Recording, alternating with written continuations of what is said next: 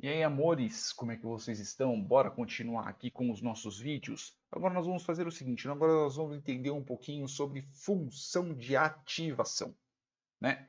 Então, lembra quando eu falei para vocês aqui dessas duas partes, né, que é o cálculo e a saída? Essa parte de saída que é a função de ativação. Ou seja, como é que a nossa rede, como é que o nosso neurônio vai se comportar para ele poder ter um determinado valor de saída. Então, lembremos algumas outras coisinhas.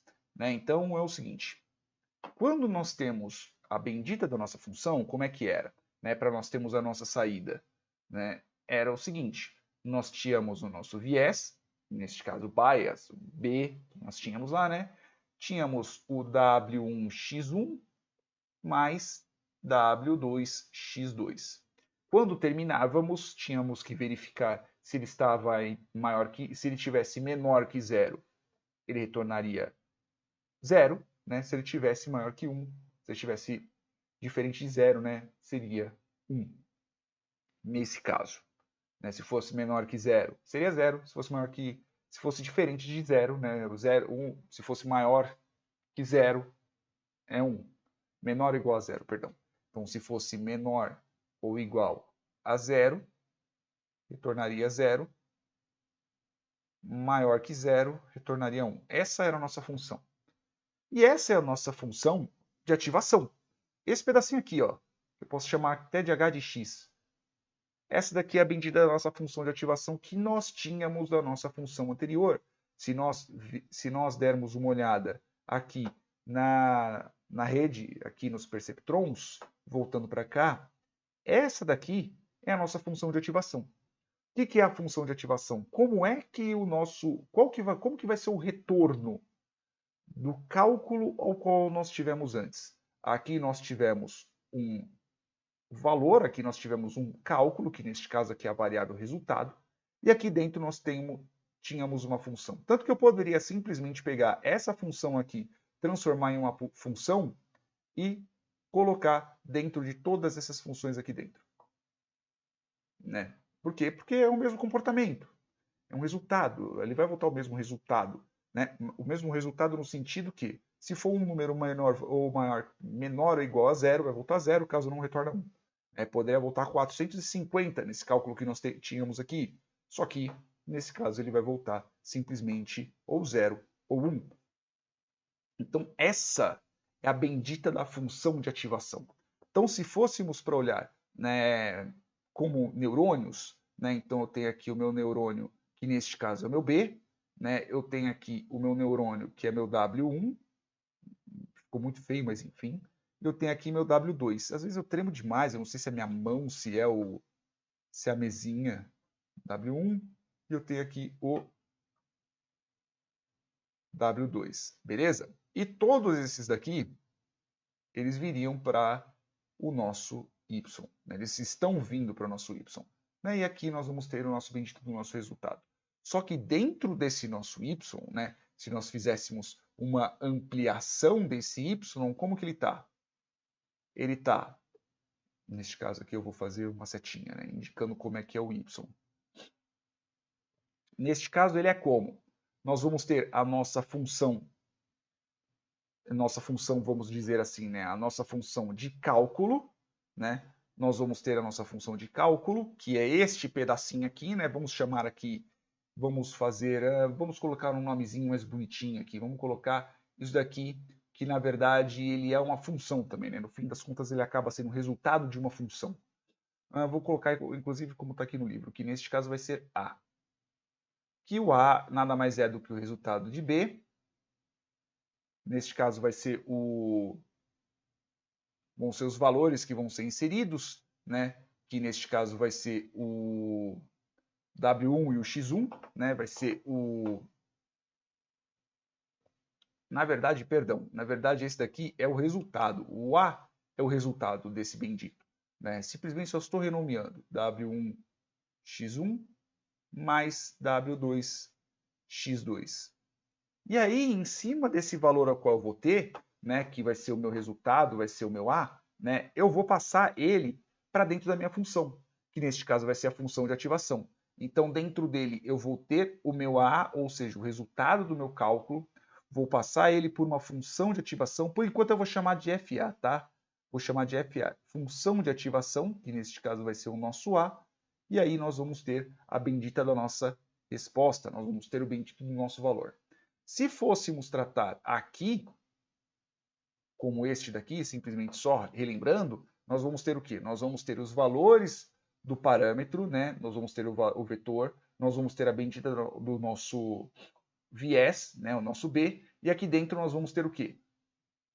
Nós vamos ter o resultado da soma da multiplicação entre vetor e parâmetro, né? Parâmetro e vetor, peso, perdão, né? Os vetores de parâmetro e de peso, e vamos ter um B. E mais, né? O valor do viés. E aqui, aqui no fim das contas, eu simplesmente só vou ter o bendito do retorno, o resultado, que aqui é a função de ativação. Tá bom? E nós temos vários tipos de funções de ativação. Né? Nesse caso aqui, é simplesmente uma função de ativação bem simples. Né? É uma função que simplesmente diferencia entre 0 e 1. Né? Se for menor que 0, ele é 0. Caso não, ele é 1. Que tem até um nome, inclusive, isso aqui.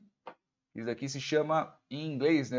Não sei traduzir, né? Função de passo. Né? Poderia chamar de função de passo. E fica, o nome é step function.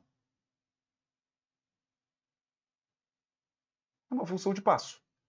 Essa é a diferença que simplesmente vem entre o 0 e o 1. Se vier um valor 0, se for maior que 0, ele vai sair 1. Se for menor que 0, se for menor ou igual a 0, ele simplesmente sai 0. Né? Tanto que eu posso até colocar isso daí num gráfico, né, para a gente poder ver. Então, isso daqui é a função de ativação. Vamos ver como é que funciona, como é que é o gráfico, né? Gráfico da função de passo. Eu vou meter um translate aqui, né? Acho que step function ficaria função de passo, né? Português para o inglês. Não, do inglês para o português, né? Step function.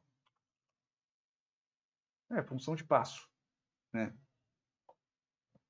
Uma função de passo, isso aí mesmo, né? Então, como está aqui no livro, né, nós vamos fazer a bendita do gráfico da nossa função de passo. Então, a função de passo vai funcionar simplesmente como?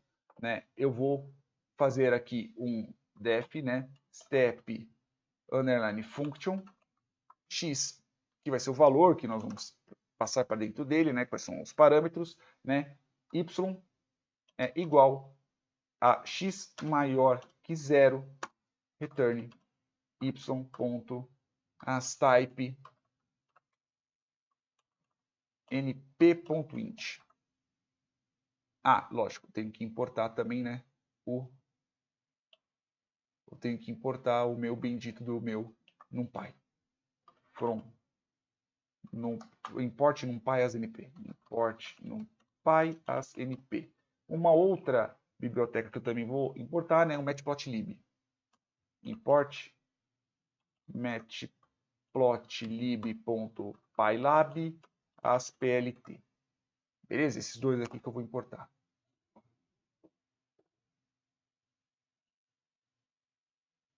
Agora eu vou explicar um pouquinho sobre como que esse bendito aqui funciona. Pelo fato de nós estarmos trabalhando com vetores, nós vamos trabalhar com os vetores do NumPy, né? Tem algumas funções que elas são executadas graças ao próprio NumPy. Né? Então, por exemplo, aqui, se eu criar uma função, né, um array, por exemplo, que nem por exemplo aqui, né, np.array, né, eu vou criar aqui, vou chamar de x igual a np.array, por exemplo, e aí eu vou criar uma lista, por exemplo, de 3 valores, 3, 6, 10, por exemplo. Né? E se eu vier aqui, simplesmente vou criar esse bendito desse meu x. Se eu vier aqui e fizer, por exemplo, x mais 5, olha só o valor que vai voltar. Ele vai simplesmente somar todos os valores. Se eu tenho uma constante no meu vetor, ele simplesmente vai propagar isso para todos os meus valores. Ah, se eu fizesse uma subtração. Ah, se eu fizesse uma multiplicação. e assim por diante. Uma outra coisa que nós temos aqui, como nós estamos tratando sobre vetores, né, é que se eu fizer um operador lógico, se eu utilizar de um operador lógico aqui no meu vetor, ele vai retornar valores lógicos. Então, quando eu digo lógico, são valores maior, verdadeiro ou falso. Então, por exemplo, se eu fizer x maior que 5 e eu executar, então veja que ele vai voltar true e true. Ele vai voltar falso, verdadeiro, verdadeiro, né? Aqui eu posso fazer o quê? Eu posso simplesmente fazer a conversão do meu valor que é verdadeiro ou falso, eu posso convertê-lo para quê? Eu posso convertê-lo para um valor inteiro, que é o que eu preciso. Eu preciso de valores entre 0 e 1. Eu não quero valores diferentes. Isso no meu step function, tá? Isso é na minha função de passo, beleza? Que é uma função que somente vai retornar 0 ou 1. Não vou retornar valores entre eles. É só 0 ou 1. Então aqui, por exemplo, se eu fizer isso daqui, eu posso colocar aqui, ó. Eu posso colocar aqui como, por exemplo, y igual a isso aqui, né? E aqui eu vou fazer y.asType. Nesse caso vai ser o np.int. Na hora que eu fizer, olha aí, ó. np tarará, tá, beleza. Deve ter que colocar como np32. Beleza. .int, você viu que ali apareceu a documentação falando que .int está desatualizado. Né? Então, vou colocar como .int 32. Tem 64 também? Curiosidade. Tem também. Né? Mas eu vou simplesmente só preciso do tipo inteiro. Eu não preciso de valores tão grandes. Né? Um inteiro 32 bits já me é muito mais que o suficiente. Né? Então, graças a isso, veja que eu voltei o valor 011, né? Que é o valor que eu tenho, que são valores que vão retornar 0 e 1. E aqui vão retornar o meu valor de passo. Tá? Tanto que, se eu fizesse este daqui, tanto que eu vou pegar até um dos perceptrons aqui, por exemplo. Vou pegar aqui o porta e vetor. Beleza? Então, vou pegar ele. Eu vou colocar aqui. Eu vou pegar minha step function e vou simplesmente retornar ela.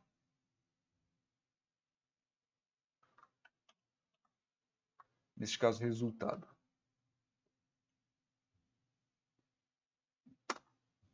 E se eu vier aqui, pegar aqui o meu valor tabela aqui e eu jogar ele aqui dentro novamente, é que eu fiz um for, né? Eu poderia fazer um...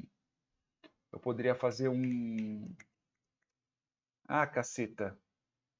Um lambda aqui dentro. Eu poderia simplesmente colocar um lambda, mas eu vou deixar desse jeito aqui, que só por preguiça mesmo, tá? E aqui eu vou fazer o quê? Eu venho aqui no porta E, né? E, neste caso não vai ser o porta E, né? Neste caso vai ser... vai ser o porta E mesmo. Né? E aqui o E vetor. Olha só. É porque aqui está voltando ponto int. O ponto int, pararapapá, tem que trazer o int 32, porque eu tenho que colocar aqui int 32. Beleza? Se eu vier para cá, olha aí. Ele voltou do mesmo jeito. Né? Então, assim, esse bendito aqui, ele, né, neste caso, é a função de função de passo, ele é a função de ativação, tá bom? E vamos colocar o bendito do gráfico, né?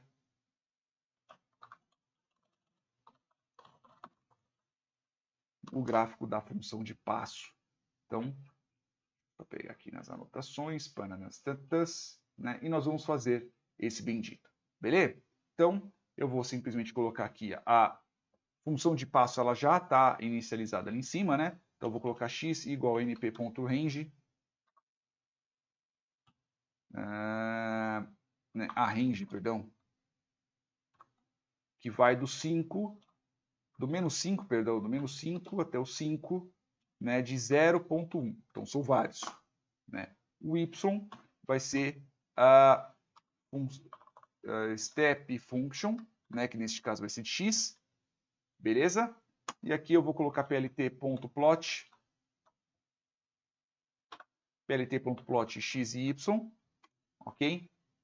Eu vou colocar aqui plt.ylin, que é o limite, né? Então vai do menos 0.1, né, até o 1.1, né? Esse aqui é o limite do i, do y, né? plt.show. E aqui eu vou exibir. Então veja aqui como, olha só como é a função de passo. Ela vem ali do zero. Eu poderia colocar qualquer valor menor, menos 5, menos 4, menos 12, menos 450, não teria problema nenhum. Né? A partir do momento que ela chega no zero, ela, pum, ela já passa lá para 1. Ok? Ela já vem do zero, pula, vai para 1. Ok? Então, essa é a nossa primeira função de ativação, que neste caso é a função de passo. Agora, no próximo vídeo, galera, eu vou ensinar e falar para vocês que vai ser, eu acredito, né, que seja um videozinho meio longo, que eu vou falar sobre a função sigmoide, que é uma outra função, né, também de ativação, só que ao contrário. Tudo bem, essa daqui também não é linear, não, né, ela não vai, tipo, de uma ponta a outra, assim. Ela não faz uma linhazinha bonitinha, né? Mas ao contrário de eu ter simplesmente uma quebra, né, do 0 para o 1 e é isso aí, com essa daqui eu tenho praticamente eu tenho quase um S, né, de valores aos quais eu retorno dentro da minha função de ativação. Ou seja, ao contrário de eu retornar um 0 e 1, eu vou voltar valores entre 0 até 1. Ou praticamente 1, né? Porque afinal de contas aqui nós estamos tratando de limite. Beleza? Espero que vocês tenham entendido, espero que vocês tenham gostado. É isso aí, beijos carinhosos na bunda de vocês e até o próximo vídeo, galerinha. Fui!